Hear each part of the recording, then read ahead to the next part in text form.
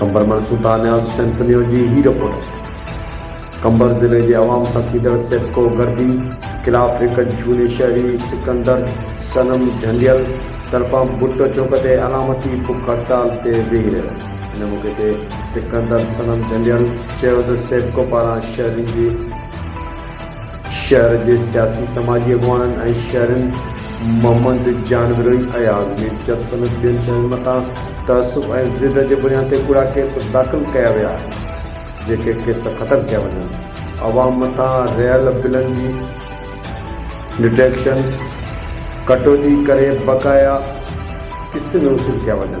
अवाम जे मसइलनि लाइ सालनि खां बंदि कयल कंप्लेंट सेंटर खोलियो वञे। इन वधीक चयो, शहर में लॻल मुदे ख़ारिज ऐं मरमत थियल 11,000 केवी जो दारू तब्दील कयो वञे। शहर खे बग़ैर कंहिं जवाज़ जे परेशान न कयो वञे। ॾिसंदा रहो मुंहिंजी सिंध चैनल।